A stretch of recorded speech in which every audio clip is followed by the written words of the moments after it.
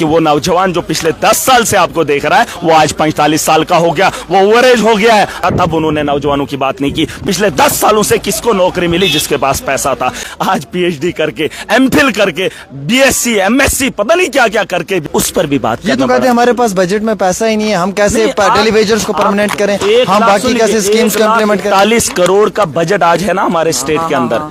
आप ये मान लो कि अगर 1,00,000 करोड़ का बजट पहले भी था, उसमें से सिर्फ 10,000 करोड़ लगा है। मैं कह रहा हूं 90,000 करोड़ कभी इन्वेस्ट हुआ ही नहीं है जम्मू कश्मीर के अंदर। सरकार तो क्लेम करती है कि हमने इन्वेस्ट किया।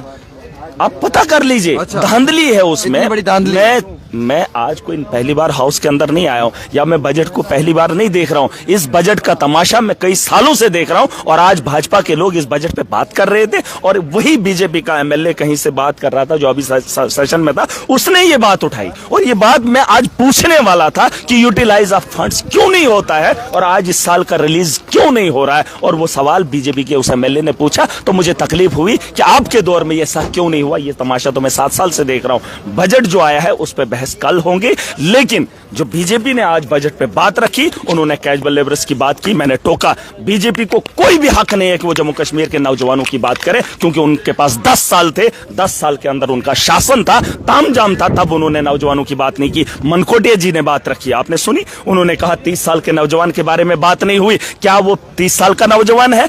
आपके दौर से 10 साल के अंदर मैंने देखा है, मैंने सुना है। जब मैं स्कूल में जाता था तो सुने, माचिस की डिब्बी पर एक मंत्री जो है एक आम आदमी को रोजगार देता था। जब उसे पता चलता था इस बच्चे ने 10th किया है, उसे घर से उठाकर लाया जाता था तो सरकारी नौकरी दी जाती थी। और आज ये कह रहे हैं कि 70 साल से नौकरी नहीं मिली। और इनके दौर में पिछले 10 सालों से किसको नौकरी मिली? जिसके पास पैसा था। माचिस की डिब्बी पे मैंने सुना था कि ऑर्डर निकलते थे, फलाने डिपार्टमेंट का आपको अपॉइंटमेंट है। लेकिन 10 साल में जो धांधली हुई और उस बच्चे को बता रहे 35 साल का। मैंने बोला कि वो नौजवान जो पिछले 10 साल से आपको देख रहा है वो आज 45 साल का हो गया, वो ओवरेज हो गया है। आपको बोलने का अधिकार नहीं है। ना आप कैजुअल लेबरर्स की बात करें, ना नौजवानों की बात करें, ना शराब को रोकने की बात करें। उसके अलावा अगर बजट पे बात करनी होगी तो करें। इनके लिए जो है यहाँ सर क्या लगता है कि क्या जो डेली वेजर्स के साथ वादे हुए थे, वोकेशनल टीचर्स थे या राबरे ज़राअत के लोग थे, उनमें भी बड़ी उम्मीद थी सर। उस पर मैं ये उम्मीद करता हूँ कि मैं उमर साहब से बात करूंगा और अगर परमानेंट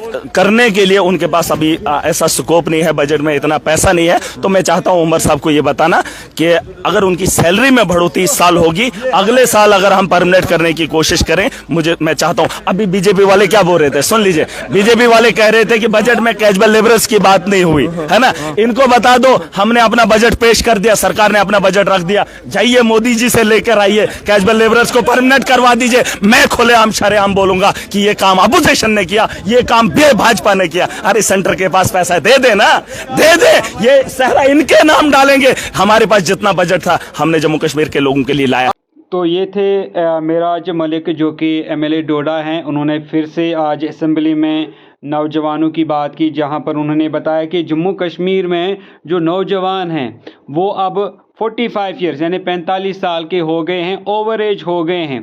तो कल की स्पीच में भी उन्होंने नौजवानों की बात की और आज फिर से उन्होंने नौजवानों की बात की, नौजवानों के ओवर एज होने की बात की, क्योंकि रिक्रूटमेंट जो है वो कई सालों से नहीं हो रहे हैं। और साथ में इन्होंने कहा कि नौजवान तब जवान थे, 20-25 साल के थे और अब वो 45 साल के हो गए हैं, ओवर एज हो गए हैं, लेकिन उनके लिए किसी तरह का रोज़गार जो है वो नहीं आया। और ये सही भी है कि नौजवान कई सालों से वैकेंसीज़ का इंतज़ार कर रहे हैं और वैकेंसीज़ का इंतज़ार करते करते अब बहुत सारे हज़ारों की तादाद में बच्चे ऐसे हैं, एस्पिरेंट्स हैं जो कि ओवर एज हो गए हैं और बहुत सारे ऐसे हैं जो कि बिल्कुल ओवर एज होने को बिल्कुल तैयार हैं।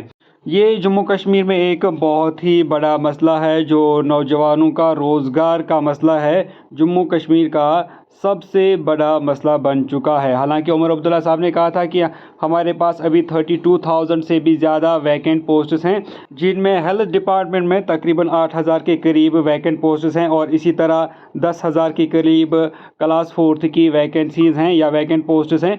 तो जेके जम्मू कश्मीर गवर्नमेंट को चाहिए कि इन वैकेंसीज़ को रिक्रूटमेंट एजेंसीज़ को रेफ़र करे ताकि उनकी एडवर्टीज़मेंट हो जाए और ये जो नौजवान हैं जो जिन्होंने PhD या बड़ी बड़ी डिग्रीज़ की हुई हैं, जो घरों में पड़े बैठे हैं, कहीं पर वो सेटल हो जाते और इन नौजवानों की परेशानियां जो हैं वो किसी हद तक दूर हो जाती। लेकिन ये नंबर जो है हमें बस सुनने को मिलता है कि 30,000 हैं, 20,000 है या इतनी हज़ार वैकेंसीज़ हैं, लेकिन एडवर्टीज़ होती बहुत कम हैं।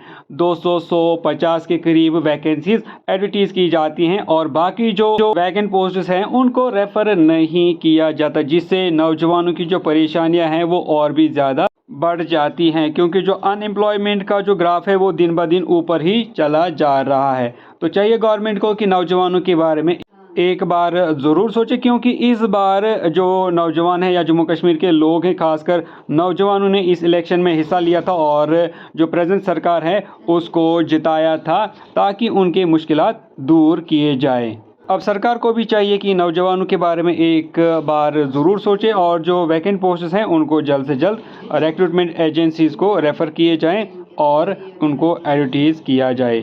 बाकी आप क्या सोचते हैं, आप भी अपनी राय हमारे साथ नीचे कमेंट सेक्शन में लिखकर ज़रूर शेयर करें। तो दोस्तों इसी के साथ मैं ये वीडियो को करता हूँ एंड उम्मीद करता हूँ कि वीडियो आपको अच्छी लगी होगी। अगर वीडियो अच्छी लगी तो वीडियो को लाइक करें, शेयर करें, साथ में चैनल को सब्सक्राइब करने के साथ साथ बेल आइकन ज़रूर प्रेस करें। और अगर आप फेसबुक पे वीडियो देख रहे हैं तो फेसबुक पेज को फॉलो करें, लाइक करें, ताकि आपको फेसबुक पर इसी तरह डेली वीडियोस, अपडेट्स और नोटिफिकेशंस मिलती रहें। तो दोस्तों मिलते हैं आपसे एक नेक्स्ट वीडियो में, तब तक के लिए टेक केयर एवरीवन।